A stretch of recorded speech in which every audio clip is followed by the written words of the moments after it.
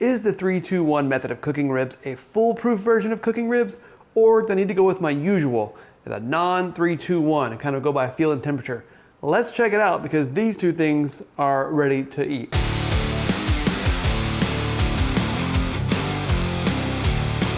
What the 3-2-1 method is describing is a method of cooking that follows 3 hours of seasoned but uncovered on the smoker, 2 hours wrapped usually with a sweetening agent like a sauce or like brown sugar or butter or honey, something like that, and then 1 hour uncovered with sauce at 225 degrees. That's your basic 3-2-1 method. And it has a lot of, really good attributes. It's got 3 hours of uncovered for smoke penetration, 2 hours of being wrapped in foil for like that tented effect, which kind of like steams it and makes it more tender. And then 1 hour to like really get the sauce on there. Lately though, the internet over the last couple of years has really begun to kind of crap on that method, saying it's not great, you get better results if you do other methods. Well, when I first started getting into ribs, I didn't actually do the 3-2-1 method. I did other things.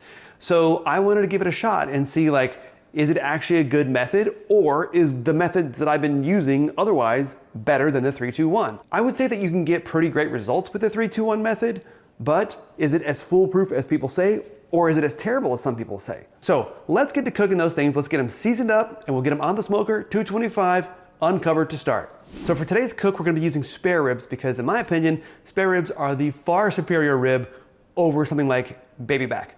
Those are more lean, these are more fatty, this is more from the belly. I want these. So when I'm trimming these, I'm not pulling off the membrane. That takes way too much time and is unnecessary. I'm gonna score these because we're gonna get all that nice fat render and it's gonna make that crispy and delicious.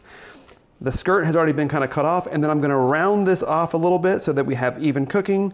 And I'm gonna make sure that like I'm not getting any like thin flap meat parts. Kind of like in a brisket where you want the whole thing to be a nice, even, concise shape. That's what we're gonna do here with these ribs. So again, giving this its fair shake, making these as even and as close as possible.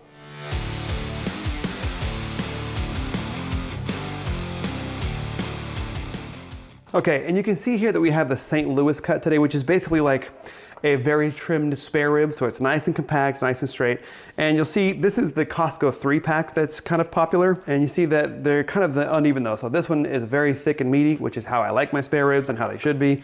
And this one's a little thinner. So, but again, to get the 3-2-1 the best shake, I'm gonna put the big, nice big thick rack there so that it at least has the best chance of being a good cook. Because I really do want to find out, is 3-2-1 really the best foolproof and good competition method? Who knows? For seasoning, nice and simple. We're gonna go salt and pepper all the way around, and then I'm gonna add my customary Traeger pork and poultry rub. I have found that this combination really provides some of the best ribs that I love to eat. It's not overly complex, it's full of flavor, gives good color. Let's do it. So, salt and pepper, then the Traeger rub. I like this Traeger rub because it's very granulated and not very powdery, which really allows the smoke to still penetrate even though we've got a good amount of seasoning on there. So, big fan. All right, let's get these on the pit.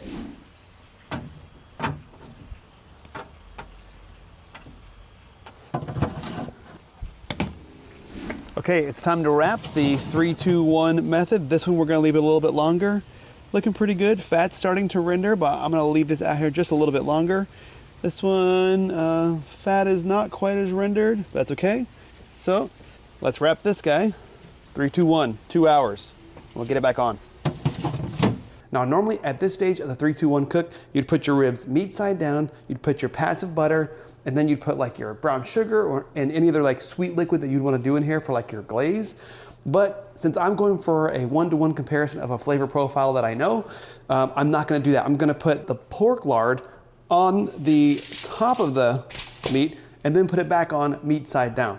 So let's get this tallowed up, rewrapped on the smoker, 2 hours.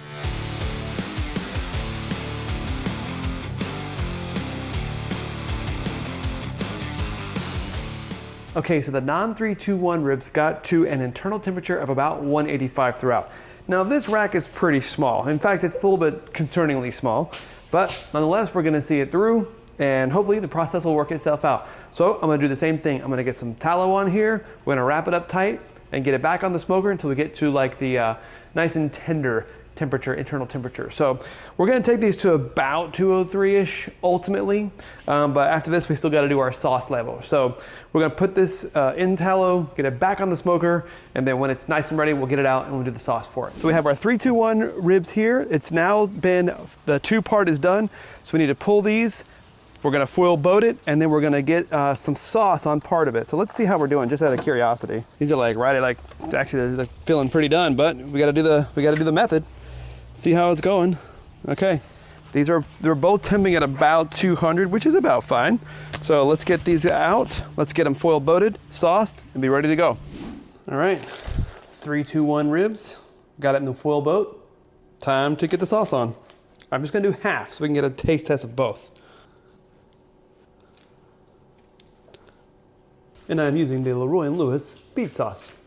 It's a misleading name. Tastes nothing like beets, but it is delicious. Okay, and here's the non-3-2-1, feeling nice, feeling like it's just about to break. A lot of good fat render, got a little bit of pullback, not as much as I'd like, but again, it's a little racked, so I'm a little concerned, but we'll see how it goes. Let's foil boat and sauce it up. We're gonna do a half sauce also.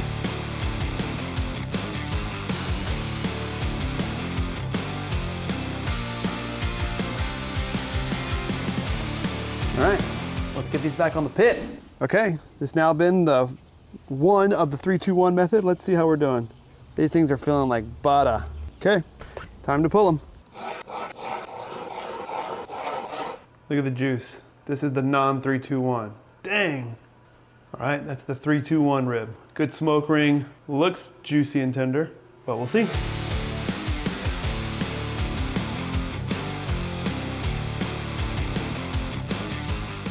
Now's the moment of truth and a quick recap on the 3-2-1 ribs. You got 3 hours uncovered at 225, 2 hours wrapped, 225. That's when you add any sweetness you'd want to add to it, but we didn't today because we wanted to do an even test of just the cook. And then 1 hour sauced in the foil boat, as it were. So that's these. This one I ended up doing I think like 4.5 hours uncovered. Then I wrapped until an internal of about 200, 205. And then I sauced and put it back on for half an hour. So we should be in good shape to do a perfect test. So let's try a bite of each, starting with the 3-2-1. Right away, what I'm noticing is it's pulling off the bone, which, if you like to fall off the bone, is a good thing. A lot of home cooks love that. Barbecuers know that's usually an indication that it's slightly overdone. But I mean, it did sit in the smoker for 5 hours, whether or not it was the right temperature, we just did the thing.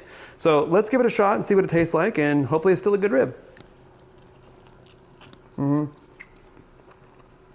That's a good rib. That's a good rib. I mean, I don't think I'd ever turn away this rib. The fall off the bone aspect, 10 out of 10. It's really, really good.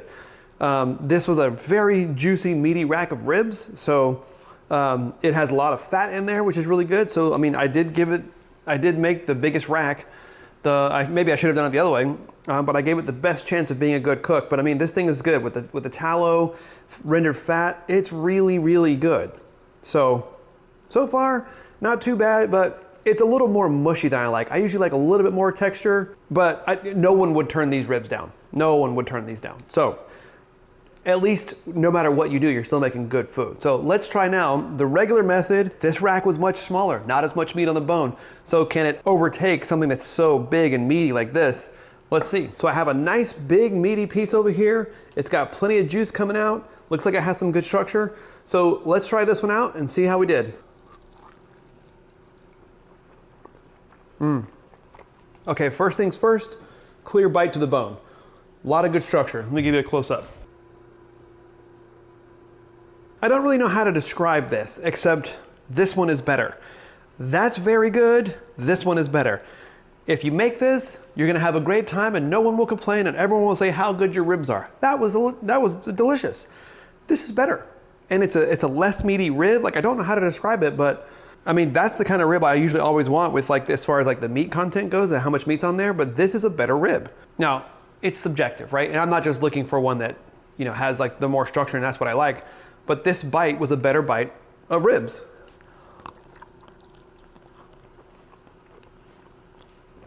It's perfect.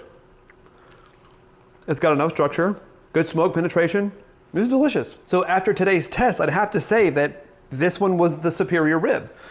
These are delicious, but this is just superior. But of course, my opinion is subjective. I like the food that I cook. I cook food in a way that I would like to eat it. I chased the rib for years, the one that I remembered from childhood, and I finally got it. And this one is all of those components. It's just, it feels a lot more loose and kind of like, I mean, fall apart's not bad, but in this situation, like it's not what I'm looking for. This one gives me that bite back. I got a clear bite, I've got a clear bone. It worked well with sauce and no sauce. Like this just to me was better. That's my opinion. I would actually love to see what your results are. Let me know in the comments if you had a similar experience, if you like the 3-2-1 method over the regular method, and if you do, what method are you using that you like better than the 3-2-1? So thanks for watching, thanks for joining us. I hope that you have a great experience with your ribs, and let me know how yours goes. Thanks guys.